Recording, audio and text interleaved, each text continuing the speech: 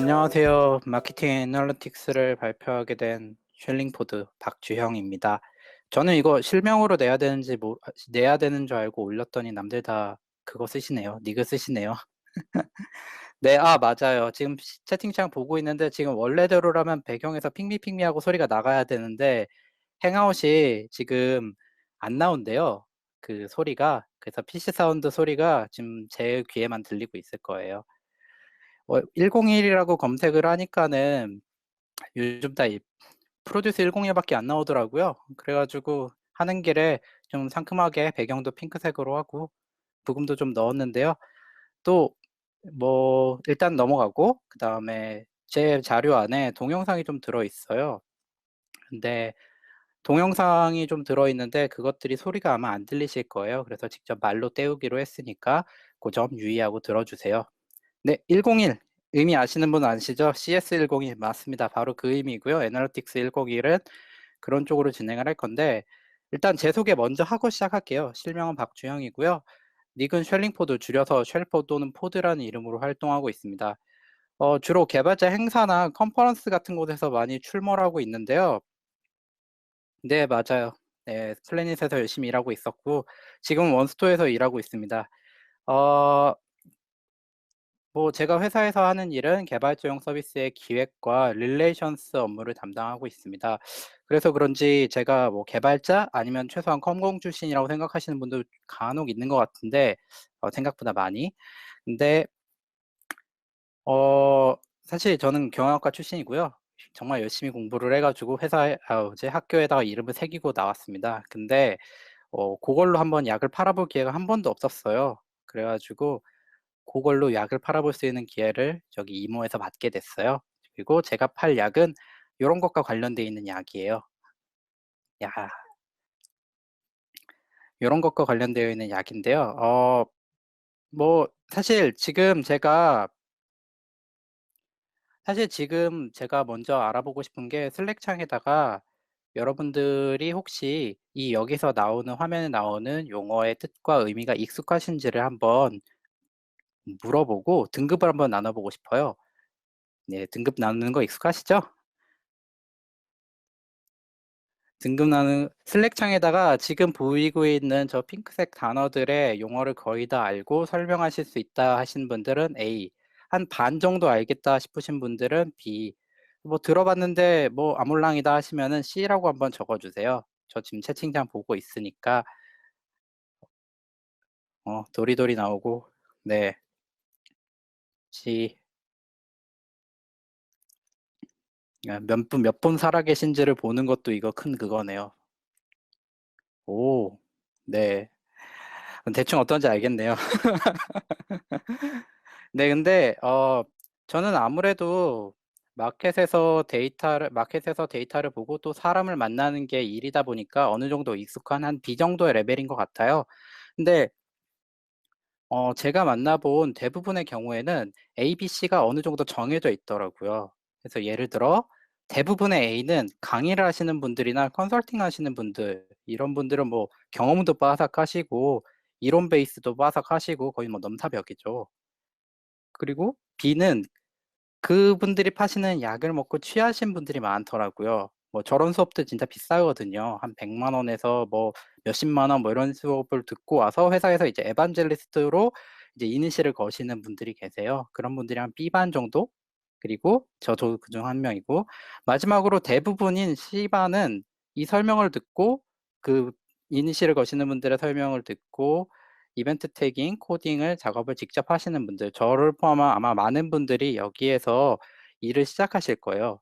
이걸 조금 더 와닿게 얘기를 하시면은, 어, 예를 들어 이런 거죠. 누군가는 아주 비싼 강의를 회사 돈이든 이런 거, 뭐 자기 돈이든 내서 기획팀이든 마케팅이든 누군가 강의를 듣고 옵니다.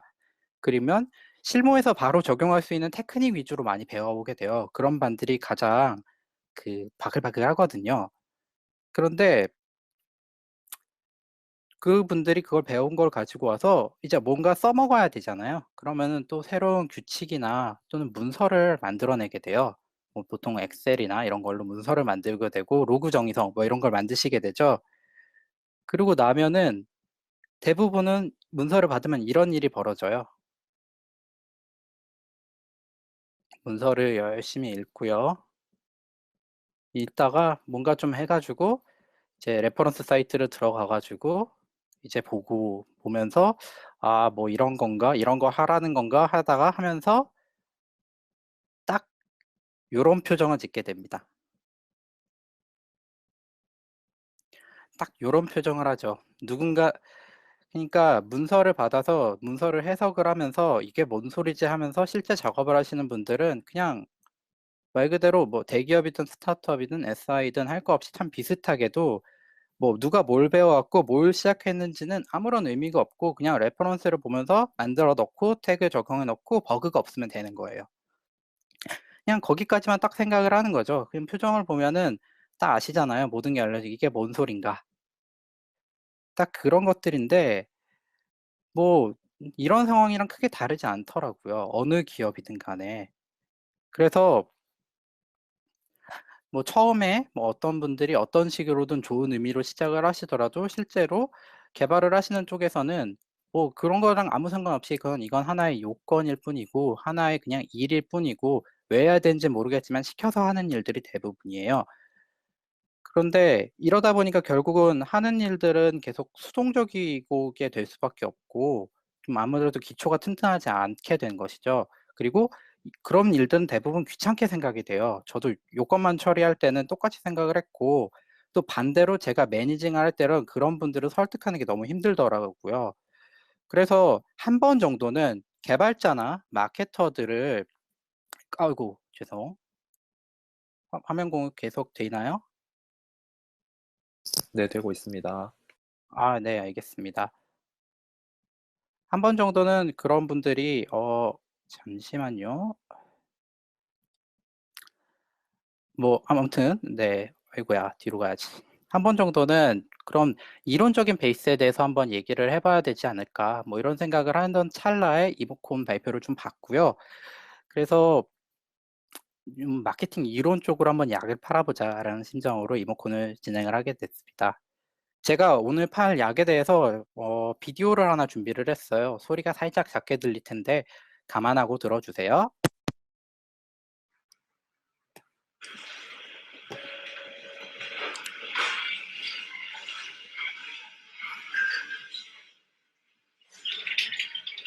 자 이제 이분은 올리브를 사러 오셨어요. People who bought olives also bought Chardonnay. Oh, all right. 근데 누가 So he 와인을 accepted 열심히 with you, 팔려고 Chardonnay. 하고요. Also bought what to do when he's not that into you. Well, I'm just wanting to get some olives, so. 뭐 Why not buy 이상한 all three? Because I don't really need them. It'll give you a total saving of 7 pence. I think I'll still pass, actually. Just some wine 그리고 and... 갑자기 No, 그냥 sorry. 와인을 I didn't know. 그냥 Excuse 들어도 me. 가요. Excuse me, 집어넣어도 I'm not buying this 이제 wine. You sure you want to remove that item from your 아 basket? 맞아요. 아마존 Yes. 쇼핑 같죠? 자 Why not try something new? Or buy something totally random that I've never shown any interest in? 관심이 Wilson Cave 없어요. Memorial mug? Yeah, okay, I'll take the mug.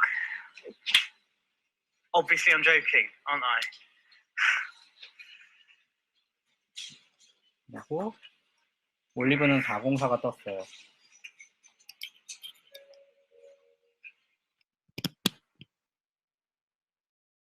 소리는 살짝 안 나가는 게 맞아요. 네 그렇습니다. 뭐 사실 뭐 자막도 없고 소리도 없지만 딱 봐도 공감 가는 영상 아닌가요? 그쵸. 아마존이라고 생각할 수도 있지만 아마존은 저거보다 잘하겠죠.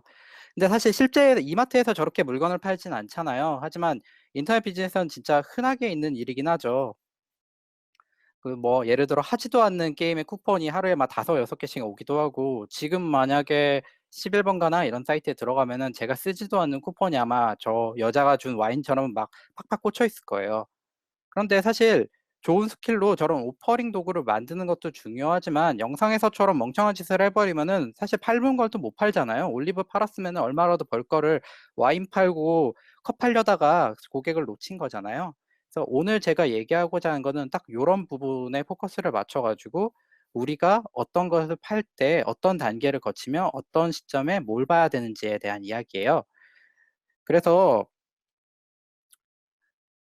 제가 오늘 엄선해서 뽑아온 모델은 총 3가지예요. 각각 모먼트 오브 트루스, CDJ, 그리고 제품 수명주기 모델이란 이름을 가지고 있고요. 이것들이 각각 의미하는 것은 마케팅에서의 시간, 사람, 그리고 사업적 측면에서 분석을 어떻게 할 것이며 어떤 식의 것을 중점 두고 봐야 되는 것인가, 뭐 이런 거에 대한 이야기를 해야 됩니다. 그래서 첫 번째는 먼저 시간에 대한 이야기예요. 모먼트 오브 트루스라는 건 원래 투에서 나온 용어라고 합니다. 스페인 투 아시죠? 거기서 마지막 일격을 날리는 순간을 의미하는데요. 뭐 이때 한 번에 수소의 숨통을 끊어야지 그 투사가 죽지 않고, 만약에 칼이 잘못 꽂히게 되면 투사가 수소한테 맞아 죽는다고 하더라고요. 뭐 아까 보니까 롤 좋아하시는 분들 좀 있는 것 같은데, 롤 좋아하시는 분들 입장에선 뭐 가렌의 궁극기를 생각하시면 돼요. 모르시는 분들 무시하시고요. 네. 그런데 이 용어가 마케팅에 와서는 고객의 마음을 꿰뚫는 결정적인 한 방을 의미해요. 바로 그 결정적인 타이밍을 의미하는데요. 그렇죠. 소비자의 카트에 한 방에 꽂아 넣는 거죠. 그런데 이 용어를 처음 사용한 거는 P&G예요. 안 파는 거 없다는 P&G는 아무래도 소비재 공산품 기업을 많이 파는 기업이다 보니까는 이 회사가 논문이나 마케팅 쪽에서 굉장히 강력한데요. 2005년에 논문을 통해서 총 3단계를 설명을 했습니다. 첫 번째는 연상작용, 스티뮬러스의 단계. 두 번째는 처음에 가게에 들어가서 물건을 딱 보고 구입하는 단계, 퍼스트 모멘트 오브 트루스. 마지막으로는 이전의 구매 경험을 바탕으로 로열티가 생긴 경우에 대한 구매 경험의 반복을 의미합니다. 그런데 이 모델이 발표되고 나서 2년 뒤에 아이폰이 출시를 하고 세상이 확 바뀌어 버리잖아요. 그래서 구글 신께서 새로운 이론을 출시하셨어요. 그것이 바로 이것입니다. 짧게 영상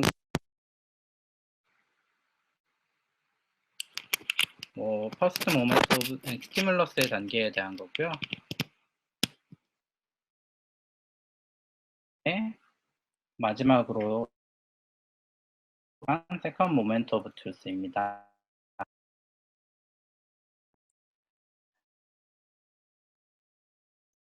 영상을 살짝 건너뛸게요. 그런데 중간에 이제 구글이 발표한 거는 중간에 사람들이 인터넷 블로그 보고 친구한테 물어보고 다음에 모바일로 검색을 해보고 이런 것들이 구매 결정, 의사결정의 84%를 차지한더라라는 것이죠. 그런 것들을 발견을 했고 구글에서 이거에 대해서 제로 모멘트 오브 트루스라고 해서 지맛이라는 새로운 개념을 만들어냈어요. 이게 2011년도의 이야기고요.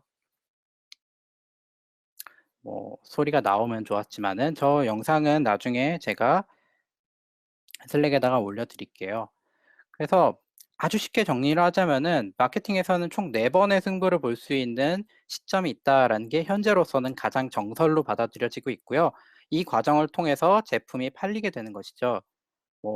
다시 한번 롤의 예를 든다면은 TV 광고는 연상작용의 단계, 이런 단계는 라인전에서 파밍을 한 것 같다라고 한다면은 지맛을 비롯한 나머지 3번은 한타 기회가 있다라고 보시면 되죠. 빅픽처로요.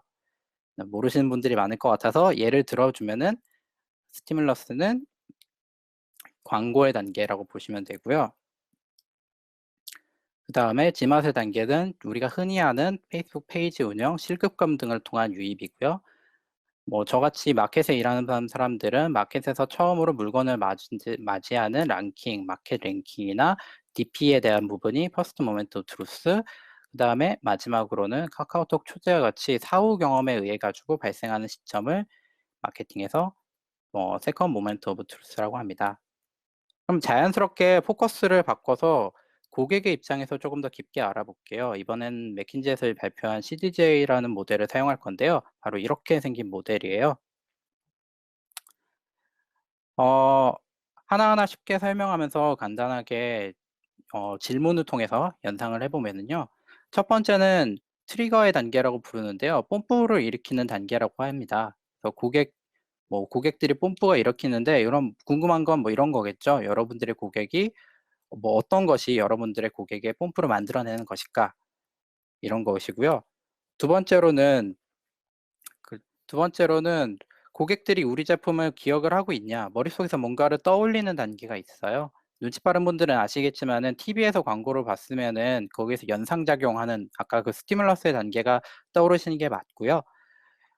이런 부분에서 고객들이 우리 제품을 인지하고 있으면은 바로 다음 단계로 바로 이제 그 제품을 구매하는 단계로 넘어가겠지만, 아예 정보가 없을 경우에는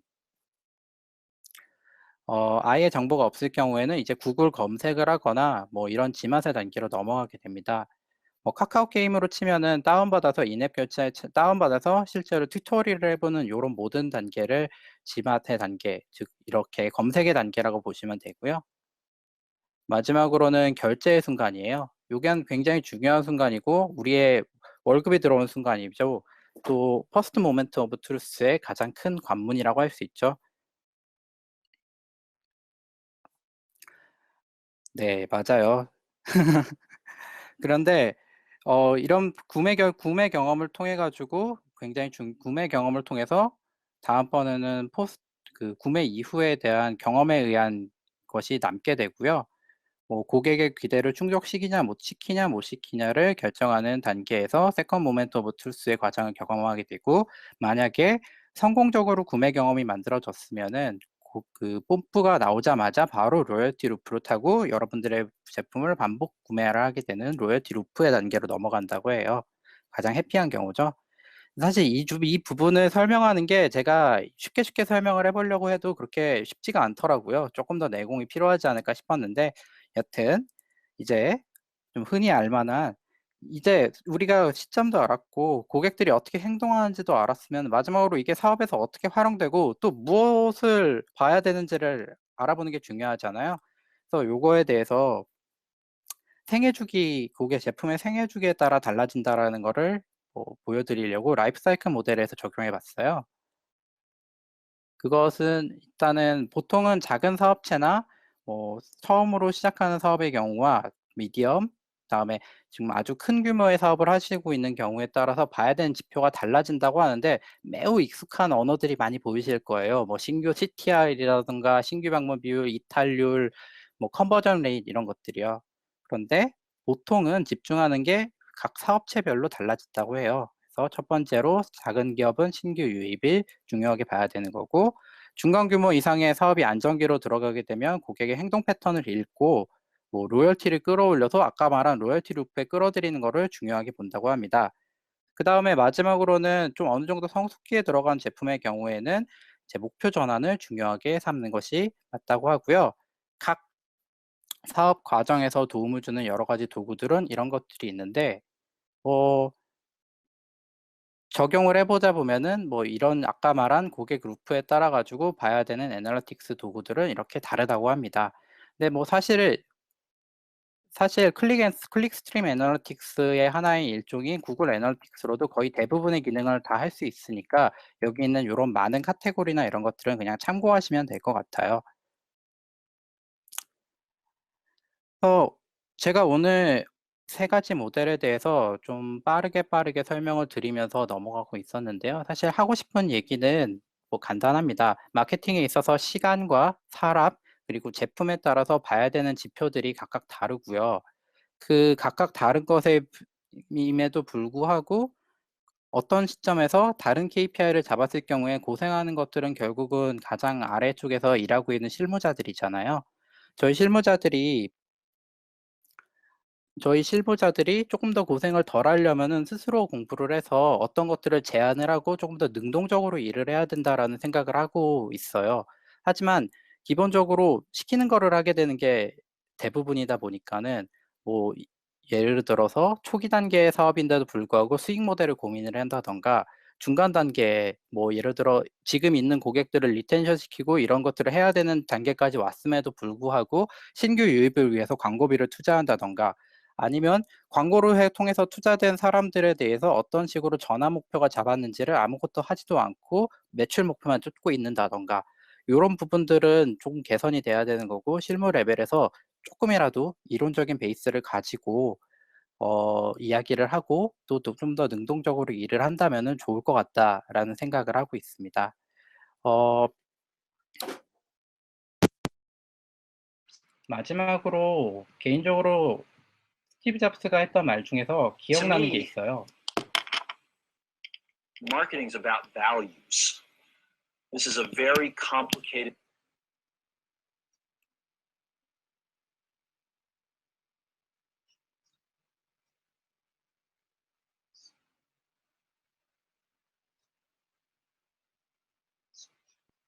네.